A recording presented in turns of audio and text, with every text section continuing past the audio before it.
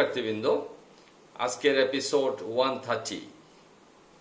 এই এপিসোডে আমরা আলোচনা করব কস্ট অ্যাকাউন্টিং নিয়ে, যা বিবিএ অনার্স এবং বিবিএস পাস কোর্সের জন্য প্রযোজ্য। প্রিয় শিক্ষার্থীবৃন্দ, আমাদের আলোচনা বিষয় টেন্ডার কস্ট শিট। টেন্ডার কোনো প্রতিষ্ঠান অথবা কোনো ব্যক্তি আহ্বান করে থাকে তার একটি কাজ করার জন্য, আর সেই কাজটি করতে গিয়ে যে সমস্ত ব্যক্তি বা প্রতিষ্ঠান দরপত্র পেশ করে থাকেন তারাও সুনির্দিষ্ট ব্যয়ের উপর একটা প্রফিট নির্ধারণ করে থাকেন। সেই প্রফিট আর কস্ট দুটি যোগফল হচ্ছে তার টেন্ডার প্রাইস বা দরপত্র মূল্য। আজকের আলোচনা সেই প্রফিট নিয়েই আমরা সীমাবদ্ধ রাখব। কিভাবে প্রফিট নির্ধারণ করা হয়, কারা নির্ধারণ করেন? যারা দরপত্র পেশ করে থাকেন। দরপত্র কোথায় পেশ করেন? যে প্রতিষ্ঠান দরপত্র আহ্বান করেছেন। ঠিক আছে, আমরা কস্ট অ্যাকাউন্টিং এর এই চ্যাপ্টার নিয়ে আলোচনা করতে যাচ্ছি। প্রিয় শিক্ষার্থীবৃন্দ, দরপত্র বিবরণী বা কস্ট শিট বা আজকের আলোচনা টেন্ডার কস্ট শিট। আজকের আলোচনায় তোমরা যা জানতে পারবে: দরপত্র ব্যয় বিবরণীতে মুনাফা নির্ণয় পদ্ধতি এবং এর উদাহরণ। প্রথমে বলে রাখি যে মুনাফাটা দুভাবে নির্ণয় করা হয়। একটা হচ্ছে কি মোট ব্যয়ের উপর, নাম্বার 2 বিক্রয়ের উপর মুনাফা নির্ণয়, অথবা সেটা আমরা বলবো যে টেন্ডার প্রাইসের উপর মুনাফা নির্ণয়। দুই ভাবে মুনাফা নির্ণয় করা হয়। এক্সাম্পল, আমার টোটাল কস্ট আমি ঠিক করলাম যে 200 টাকা।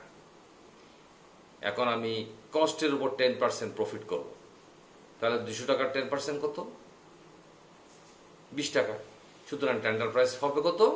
220 টাকা।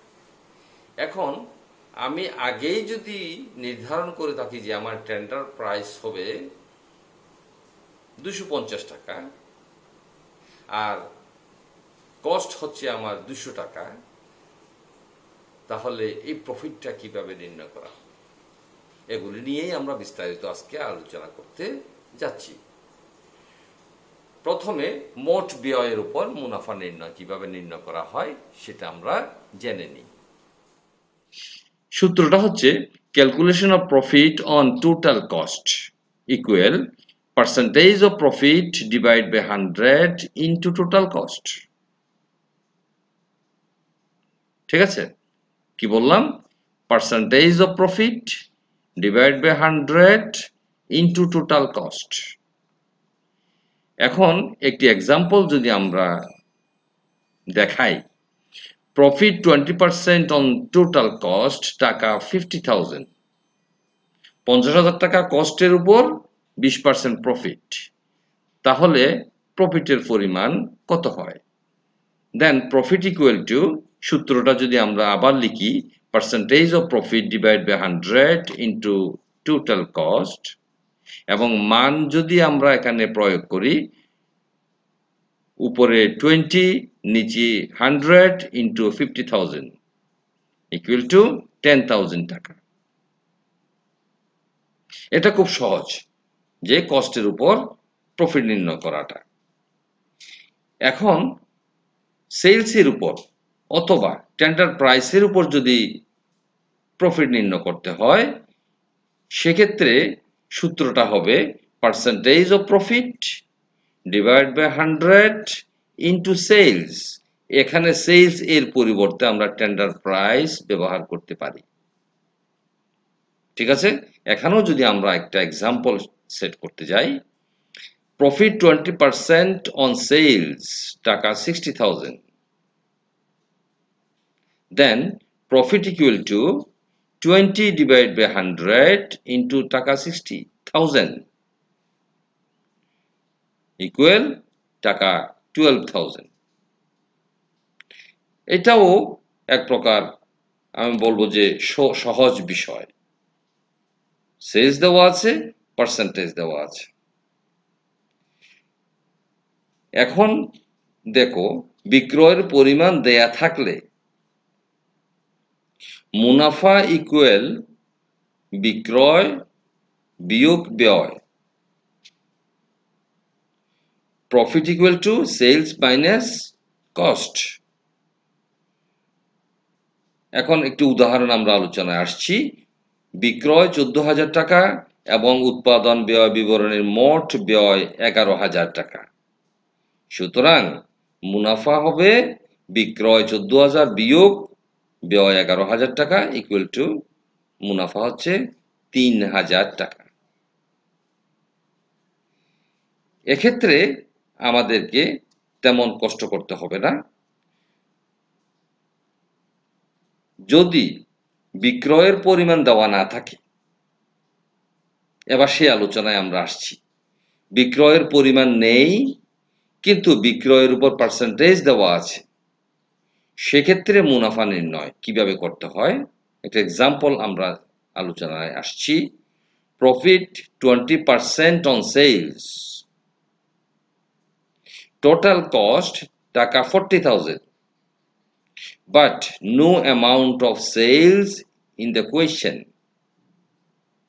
খেয়াল করে দেখো, কস্ট নির্ণয় করা হয়েছে 40,000, প্রফিট বলা হচ্ছে 20% অন সেলস, কিন্তু সেলস নাই। সুতরাং আগে আমাদেরকে সেলস নির্ণয় করতে হবে অথবা প্রফিটটা নির্ণয় করতে হবে।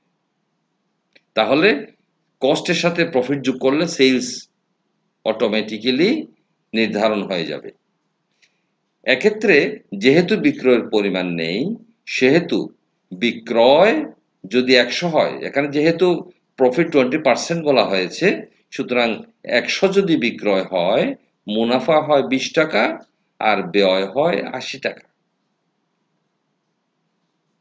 আর এখন যদি আমরা ঐকিক নিয়ম ফলো করি, তাহলে দেখা যাক আমাদের কস্টের পরিমাণ কত।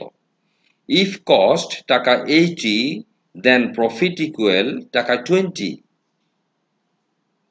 If cost টাকা 1, then profit equal 20 divided by 80. If cost টাকা 40,000, then profit equal 20 divided by 80 into 40,000 equal 10,000 টাকা। তাহলে 10,000 টাকা কি নির্ণয় হলো? যে প্রফিট নির্ণয় হলো। একটু আগে আমরা উদাহরণে কস্ট কত পেয়েছিলাম? 40,000, আর এখন প্রফিট কত পেলাম? 10,000। তাহলে cost plus profit equal to sales value কত হবে? 50,000, বা টেন্ডার প্রাইস কত হবে? 50,000। ওকে, এভাবে আমাদেরকে প্রফিটটা নির্ণয় করতে হবে। প্রিয় শিক্ষার্থীবৃন্দ, আমরা আজকে যে ছোট আলোচনাটা করলাম, সেই আলোচনায় যে বিষয়টি আমরা উপস্থাপন করেছি, এই বিষয়টি টেন্ডার কস্ট শিটের জন্য খুব বেশি প্রয়োজনীয়। শিক্ষার্থীরা, তোমরা এই কয়টি ফর্মুলা মনে রাখার চেষ্টা করো। কস্টের উপর প্রফিট, টেন্ডার প্রাইসের উপর প্রফিট, এই দুইটি ফর্মুলা যদি মনে রাখতে পারো, তাহলে টেন্ডার কস্ট শিট করাটা তোমাদের জন্য খুব সোজা হয়ে যাবে। ভালো থেকো। আজকের পাঠ এখানেই শেষ করছি। প্রিয় ভিউয়ার্স এবং আমার সম্মানিত অভিভাবকবৃন্দ, আপনারাও ভালো থাকুন। আল্লাহ হাফিজ। আসসালামু আলাইকুম।